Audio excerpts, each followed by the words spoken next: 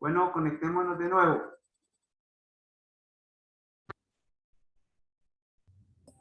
Por favor. Resulta que estamos en las causas múltiples del cambio climático. Y nos habíamos quedado con esto del crecimiento acelerado de la población como una causa del cambio climático. Pero yo les dije en la sesión anterior de que hay que tener cuidado con eso. Hay que relativizar.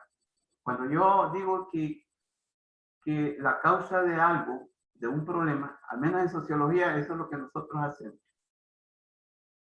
Que cuando nosotros identificamos una causa, necesariamente tenemos que ver las distintas aristas que tiene esa causa y que inciden grandemente en el efecto de esa causa.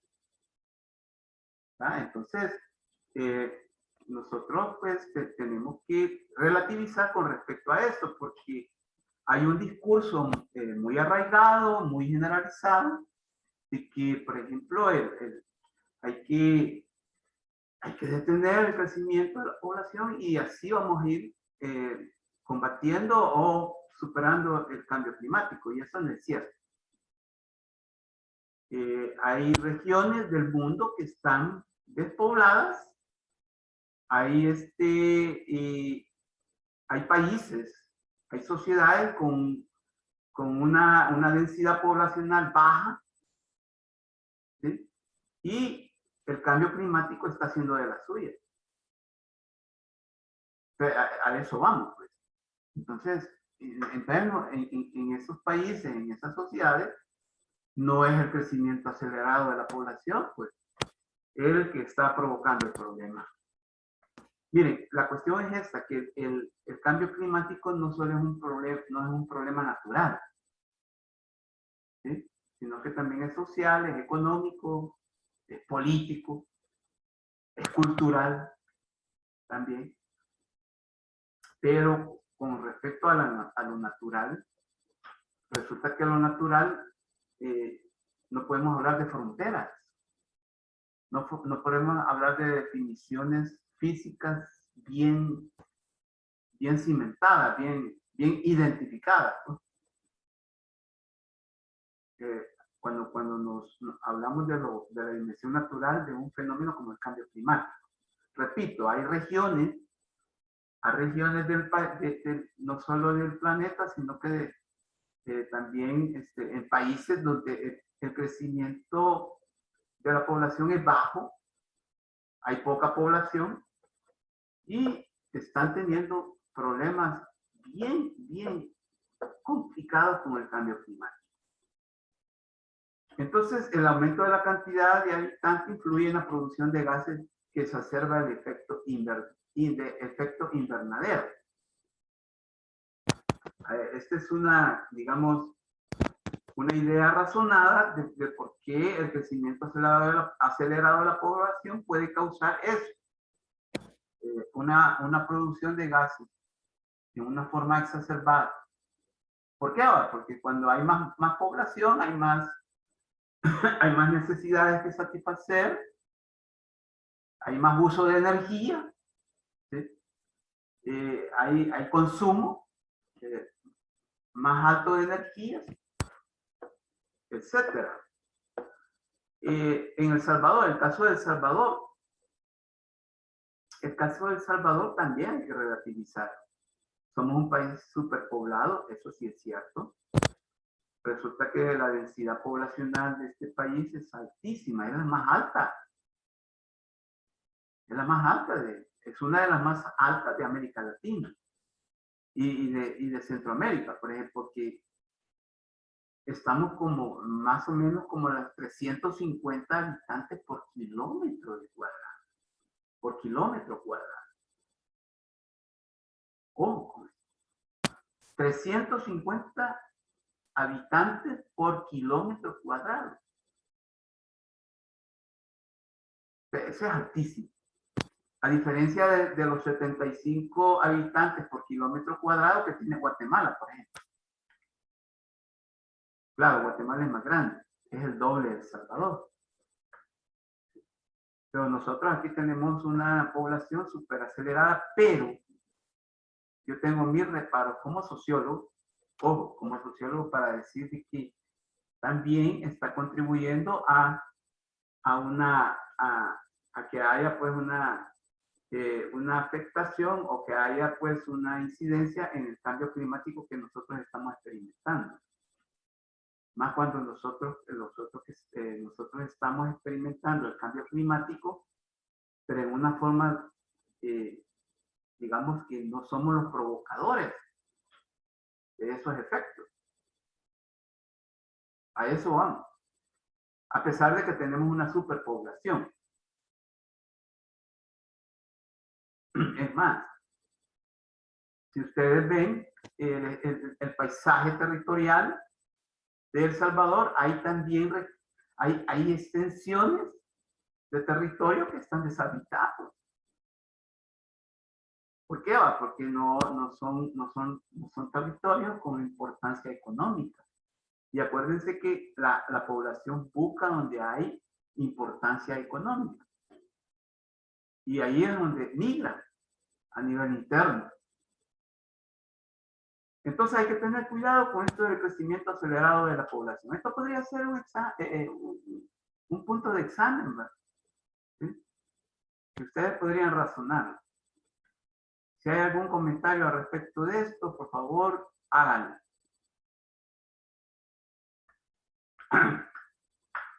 Ahora, el momento actual, el momento pandémico, porque yo como sociólogo o profesor de sociología, ya no voy a empezar a hablar, ya estoy rompiendo con esa dinámica de hablar del impacto del COVID en los distintos ámbitos de la vida.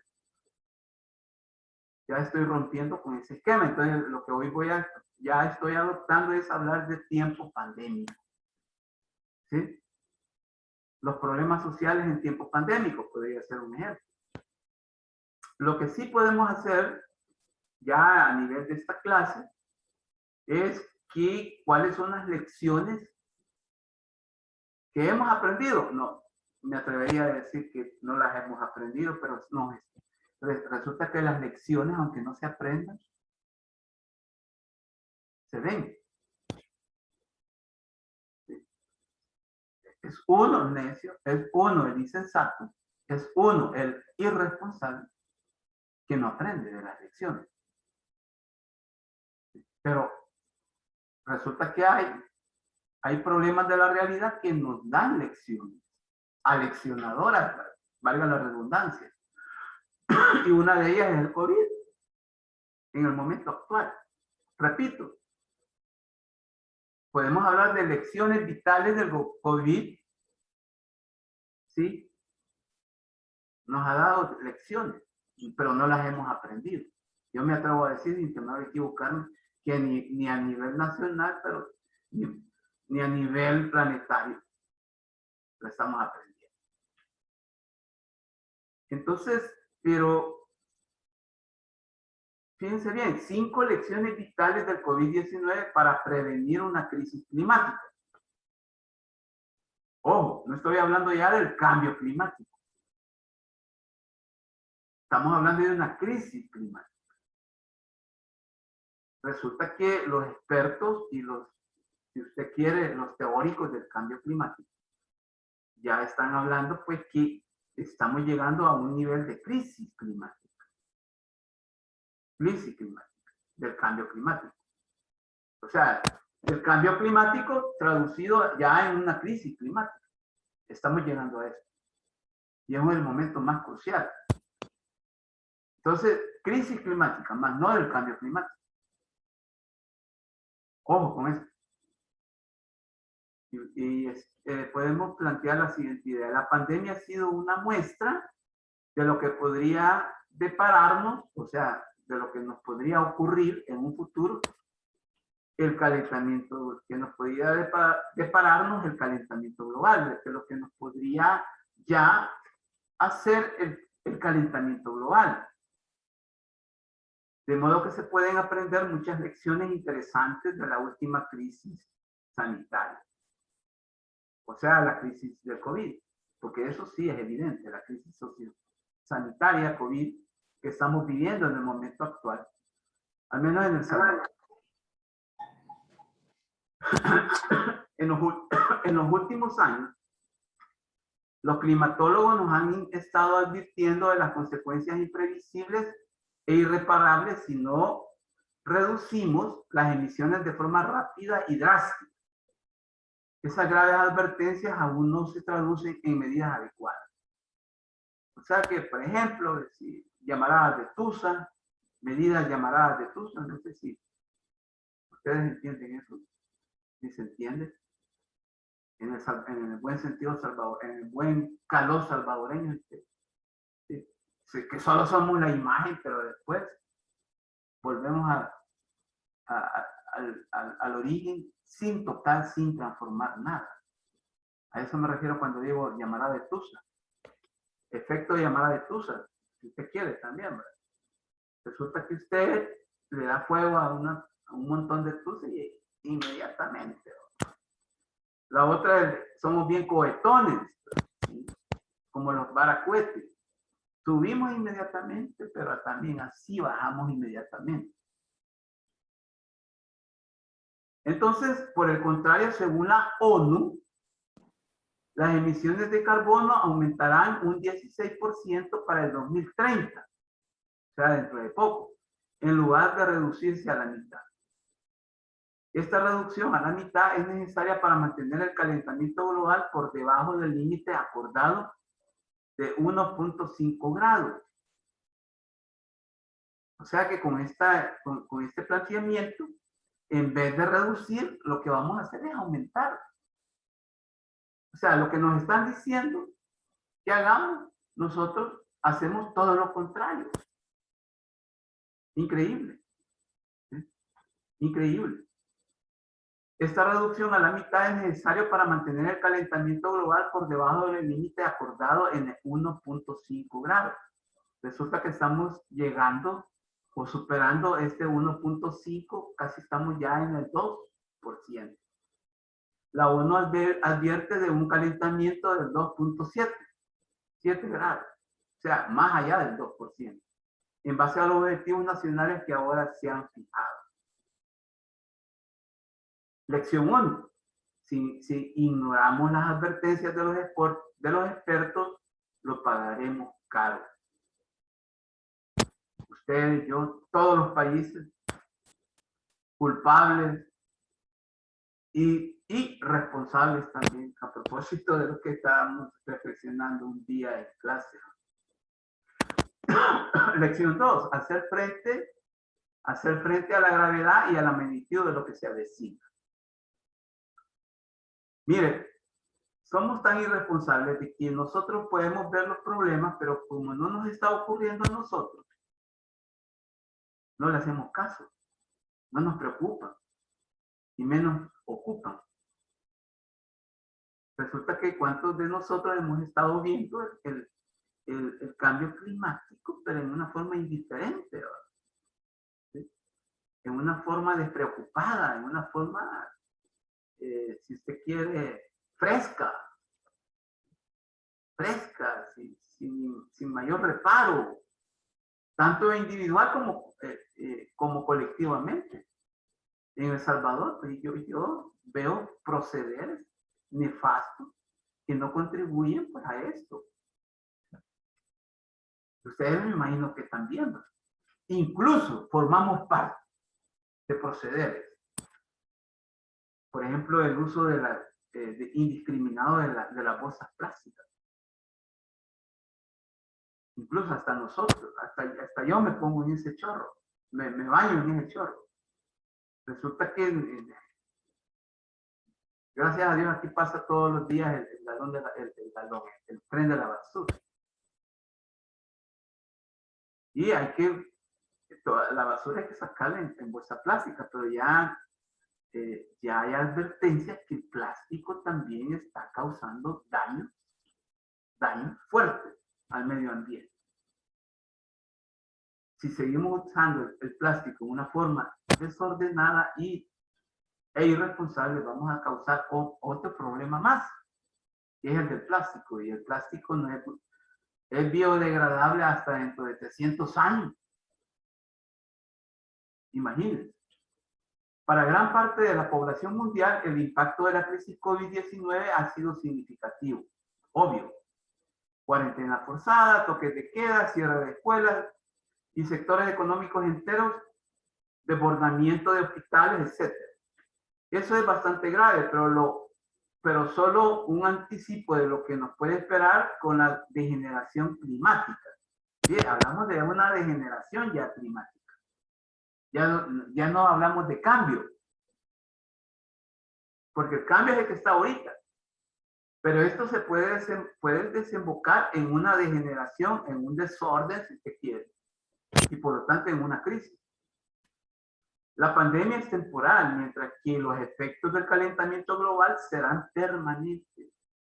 La crisis climática es la mayor amenaza a largo plazo.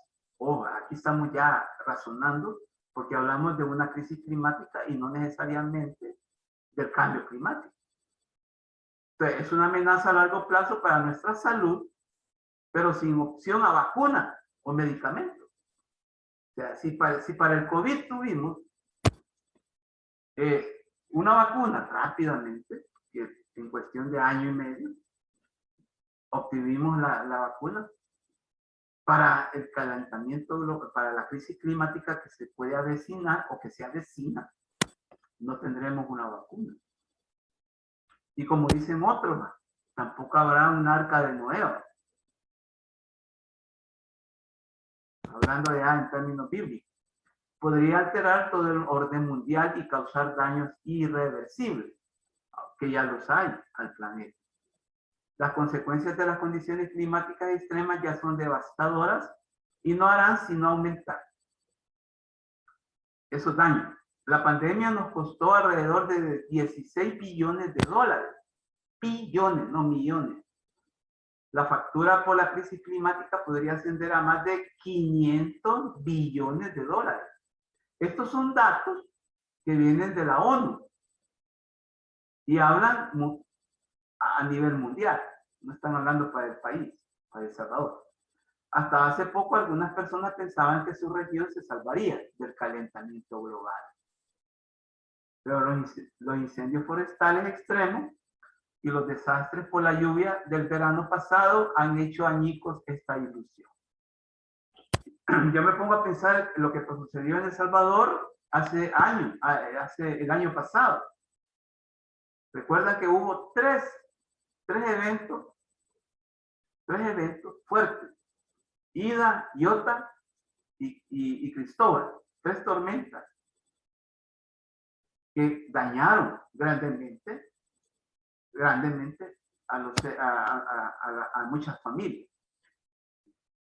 Entonces, ese es producto obviamente del cambio climático. ¿Sí? Entonces, sería pues en una forma insensata creer de que no nos está afectando. Por ejemplo, los incendios forestales en la Amazonía, el año pasado también. ¿Sí? En Europa, en los Estados Unidos, etc. Aquí hay un dato muy importante. Para el 2060, alrededor de 1.400 millones de personas podrían ser refugiadas climáticas. Y para el 2100, una quinta parte de la población mundial podría verse desplazada como resultado del aumento del mar. Imagínense. Entonces, ya se van a ir aumentando los problemas.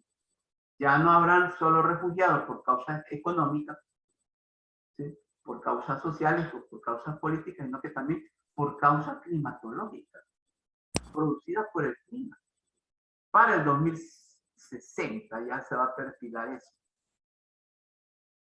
Y de hecho ya hay refugiados climáticos. Resulta que muchas islas del inmenso océano Pacífico Sur ya desaparecieron. Producto del aumento del nivel del mar, porque los glaciares se están derritiendo, tanto en el polo norte como en el polo sur. Lección 3. La sociedad debe responder a la crisis climática con la misma urgencia y la misma escala mundial. Esto debe ser una preocupación mundial, no solo nacional. Claro, hay un vínculo intrínseco, ¿sí? Si usted quiere dialéctico, concatenado entre lo nacional con lo mundial. O sea, las preocupaciones nacionales deben de concatenarse o ser congruentes con las preocupaciones mundiales que se tengan alrededor del cambio climático y de una crisis climática. Número 4, si lo dejamos sin manos del mercado, no lo lograremos. A mí me preocupa esto, porque es algo que no estamos atendiéndolo con seriedad ni con responsabilidad. El mercado sigue haciendo de las suyas. Cuando yo hablo del mercado, me refiero a todas esas promociones, a esa economía de mercado, que es la que prevalece en sociedades como la nuestra. El Estado es ineficiente y el libre mercado lo resuelve todo. Ese ha sido el dogma de los últimos 40 años. En consecuencia, lo mejor que se podía hacer era privatizar y desregular al máximo. Y eso se hizo. 1989, el caso de El Salvador. Y nos hemos metido en este gran problema hasta ahora. Y no solo climático, sino que también social, político y económico. Sin embargo, durante la crisis del coronavirus, el mercado falló por completo. Miren, se lavó las manos. ¿Sí? El mercado, la economía se lavó las manos. Y siendo los responsables. Acordémonos que el virus comenzó en un mercado, Wuhan, ¿sí? En Wuhan, China. Esto salió a la luz dolorosamente al comienzo de la pandemia debido a la escasez de mascarillas y otros equipos de protección. Afortunadamente, China pudo entonces solventar muchas escaseces graves, pero para ellos. ¿Sí? A tal grado que yo me acuerdo que muchos decían, bueno, es que China tiene que indemnizar mundialmente a los países. Bueno, y nosotros dijimos, bueno, al menos yo bueno, es factible eso. ¿Sí? Pero que lo hiciera, peor China. Por segunda vez se vio de forma dramática. Sí, Isa. Sí, adelante. Y también se les benefició en la economía de ellos, porque si se da cuenta las mascarillas y todo, o Ellos lo sea, hacían. ajá, ellos en lugar, sí sufrieron, pero también se beneficiaron, porque si se dio cuenta, hubo un momento de que sí estuvieron súper mal, pero se lograron estabilizar súper rápido. Correcto. Eso sí eso es cierto. A pesar de ser los culpables, ¿va? volviendo, a los temas que estuvimos hablando la vez pasada, ¿se acuerda, Isa? Entonces, ahí se originó el virus, en un mercado de Wuhan. Y entonces, la cuestión es esta, que la economía china es una verdadera locomotora. Cuando yo hablo de una locomotora, digo que es una locomotora que viene a toda velocidad y trae un montón de vagones, porque China hace de todo. Increíble, los chinos hacen de todo. Miren, yo estaba leyendo en un artículo de The Economist de que los mexicanos están resentidos con los chinos, porque resulta que los mexicanos se enorgullecen, ¿sí?, de hacer la Virgen de Guadalupe, ¿sí?, la imagen de la Virgen de Guadalupe en una forma extraordinaria que solo ellos dicen que la pueden hacer. Pero resulta que los chinos le ganaron el mandado y ya lo hacen ellos. Y resulta que ya los artesanos mexicanos que hacían con un gran denuedo la imagen de la Virgen de Guadalupe, están perdiendo porque ya no están comprando sus imágenes, sino que están comprando las imágenes que vienen de China, de la Virgen de Guadalupe. Imagínense. Entonces, lo que dice Isa es cierto en el sentido de que a pesar de que fueron afectados, Porque yo me acuerdo que en el 2019, por estos días, Isa, yo no sé si se acuerda usted, por estos días comenzaron los terribles momentos de la pandemia de los chinos. Sí, en noviembre me parece que fue el primer caso. Correcto. Y eso fue bien curioso porque supuestamente un doctor detectó todo, ¿verdad? Y lo Correcto. mandaron a matar. O sea, no supieron manejar. Son personas despiadadas. Despiadadas. Sí. Sí. Ojo con eso, son despiadados. Y otro punto que quizás hay que destacar con eso que usted dijo, Isa, que se recuperaron rápidamente. Sí, fue una forma bien expedita como ellos se recuperaron de la crisis y eso es admirable. Eso es admirable. Ahora bien, ¿bajo qué costo? Si los chinos, acordémonos que son los acreedores del mundo. ¿Sí? O sea, no le deben al mundo, sino que al contrario, el mundo les debe a ellos. Entonces, cuando tú estás en una posición de acreedor, tienes mayor autonomía, mayor dominio de cualquier situación. Y otro aspecto, por favor, hay que tomarlo en cuenta. Miren, en el 2020, todas las economías se fueron abajo.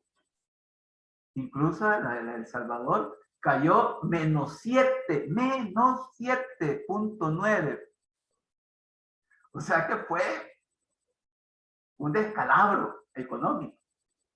Y así fue con otros países, incluso los Estados Unidos. Y China fue el único país que creció. Y no creció a un nivel poco, digamos, poco esperado, sino que creció a un 6%. Y eso es en términos económicos, es un índice saludable, a un 6%. Fue la única. Y esto no es porque yo le estoy diciendo, ustedes retomen, no, ustedes pueden escudriñar, ¿sí? Escudriñar qué país fue el único país que creció y va a ser China. Un 6%, mientras los demás países se hundieron. Ese es otro aspecto que hay que rescatar, Lisa. La otra situación que por segunda vez se vio de forma dramática una lenta de producción de vacunas en la fase inicial. Y luego en la escandalosa distribución de vacunas en todo el mundo. Se empezó a ver un problema de desigualdad en cuanto a la adquisición de las vacunas. Resulta que los países ricos comenzaron a hegemonizar o a monopolizar la adquisición. Países como Estados Unidos, países con problemas de COVID fuertes, y también Canadá, empezaron a comprar vacunas a granel, a tal grado que se decía que, por ejemplo, Canadá había comprado 5 veces más que lo que necesitaba de vacunas. Sí, claro, como un país rico. Bien. Star Review. Star Review es una oficina también que analiza los riesgos económicos. Un voluminoso expediente encargado por el gobierno británico lo dice sin rodeo. El cambio climático plantea un desafío único para la economía. Es el mayor ejemplo de fracaso del mercado que jamás hayamos visto. Este planteamiento poco difundido. En verdad, el COVID es el fracaso del mercado, ¿sí? de los abusos del mercado o de las bondades del mercado. Porque los que defienden el mercado nunca hablan de abuso. Yo diría del abuso del mercado. Yo no soy antimercado. Yo considero que el mercado es tan viejo. Mire, el mercado es tan viejo como la humanidad. ¿Sí? el mercado. Es una institución social, es una estructura social que nació con la humanidad. O sea, es viejísimo. Ahora bien, el mercado debe ser regulado, ¿sí? Debe ser equilibrado, debe ser regulado, ¿sí? Debe ser controlado. Yo como sociólogo, ese es el discurso que manejo. No estamos en contra del mercado, sino que estamos en contra de los abusos del mercado. Fíjense que yo no sé si ustedes se han fijado que los abogados dicen, mire, su derecho es el uso, no el abuso. ¿Se han fijado que así dicen los abogados? Entonces, lo mismo podríamos decir, ¿verdad? Sí, claro, el derecho de que usted compre lo que quiera, porque tiene dinero, ¿verdad? Tiene entradas exorbitantes. Sí, está bien, hágalo, pero no salpique. Este verbo es bien, digamos, es bien recurrente a la hora de distribuir responsabilidades. Que su consumismo no salpique, pero es porque el problema es que cuando tú consumes en una forma de medida, salpicas, o sea, afectas a otros. El martes yo les hablaba de que aquí la gente, muchas familias, se están adecuando al cambio climático, pero ¿qué es lo que están haciendo? Comprando aire acondicionado. Y como los aire acondicionados generalmente se instalan afuera de la vivienda. Entonces uno pasa en las aceras de la colonia y se encuentra con los aire acondicionados funcionando y despidiendo un calor terrible. Entonces a eso vamos, a esos abusos. Claro, el mercado allí se lava las manos, sino que el consumidor tiene una mayor responsabilidad. Entonces a eso vamos. Y esto es algo que también debemos de tomar muy en cuenta. Nosotros primero es ser miope. Es necesario construir un nuevo nosotros. Porque el nosotros que nos ha llevado a este desorden, ¿sí? A este callejón sin salida, ha sido un nosotros irresponsable. Entonces necesitamos un nuevo nosotros.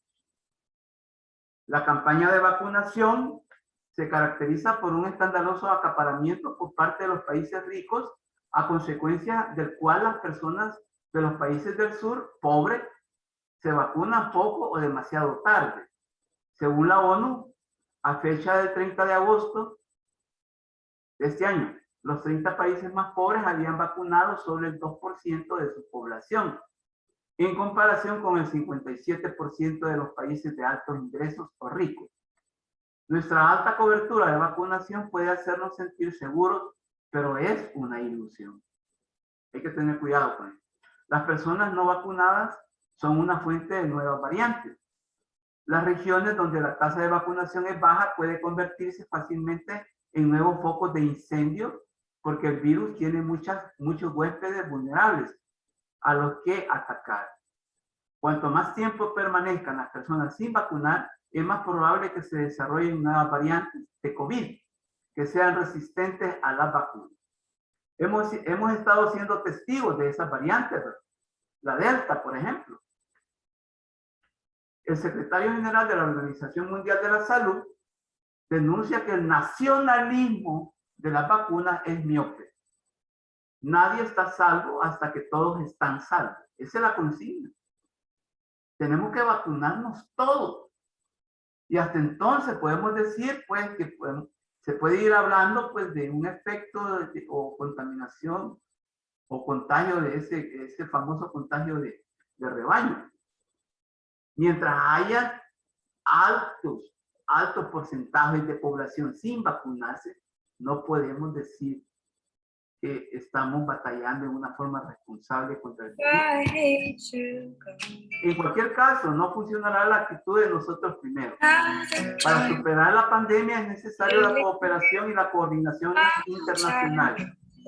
Solo la aplicación de los principios de universalidad y justicia será suficiente para permitir que el mundo salga junto de esta crisis, según un informe de la ONU. Por favor, desactivemos el micrófono. Cuidado con el micrófono ahí, por favor. Al igual que el coronavirus, el calentamiento global pasa olímpicamente de las fronteras nacionales, pero la situación es aún más grave en ese aspecto para los países del sur. El problema del calentamiento global. No estamos resolviendo en una forma responsable el problema del calentamiento global. Los países más pobres son los que menos han contribuido al cambio climático. Ojo, o sea que no somos los culpables del cambio climático. Por ejemplo, durante los últimos 25 años, casi el 50% de las emisiones globales han sido causadas por el 10% más rico de la población mundial. Ellos emitieron 18 veces más por persona que el 50% más pobre. O sea que la gente de los países ricos es en verdad la que está, ¿sí?, aumentando los problemas del cambio climático y la conducción a una crisis climatológica. Sin embargo, este 50% más pobre es quien sufrirá las peores consecuencias por razones geográficas, ¿sí?, por razones poblacionales o demográficas también. Un estudio reciente del Banco Mundial estima que para el 2050, al menos 140 millones de personas de África, Asia y América Latina abandonarán su país como resultado del estrés climático. Esto es terrible. Se necesitan al menos dos cosas para prevenir un desastre climático. Como ocurre con la pandemia, la cooperación internacional es indispensable. Esa cooperación es ciertamente necesaria entre los dos mayores emisores, China y Estados Unidos. Y vemos pues que no hay acuerdo. Lo último que necesitamos ahora es impulsar una nueva guerra fría contra China. Bueno, este es un término que se usaba en la década de los 80. En segundo lugar, los países más responsables de las emisiones deben asumir su responsabilidad histórica, lo cual significa que tienen que hacer el mayor esfuerzo y también poner los recursos a disposición de los países del sur. Las próximas cumbres de los países más ricos deberían aportar más claridad al respecto. En cualquier caso, todavía queda mucho trabajo por hacer. Si ni siquiera logramos vacunar al mundo entero rápidamente, ¿cómo podremos resolver la crisis climática? La lección 5 es obvia: dejar de lado el nacionalismo y apostar por la solidaridad y el internacionalismo. Bien, esto es lo que queríamos nosotros como asignatura plantearles en torno al impacto del cambio climático, pero en la producción de los alimentos. Y ya lo hemos visto, ya a nivel genérico, porque esa es la posibilidad que tenemos. ¿Sí? Desafortunadamente, ustedes en su carrera van a tener que dotarse de mayor información, pero no solo de información, sino que de conocimiento, porque la mejor forma de enfrentar para superar el cambio climático es la adopción de conocimiento y no de información. Claro, el conocimiento es información, pero a otro nivel. Bueno, entonces esta sería la clase de esta semana y nos quedaríamos para la próxima, que es el próximo jueves, que va a ser la última clase. ¿De acuerdo? Entonces nos vemos el próximo jueves. Esta semana no va a haber corto. ¿De acuerdo? Gracias. Gracias. Gracias, Nick. Feliz día. Gracias. Mucho gusto. Pasen buenos días. Igualmente. Buenos días.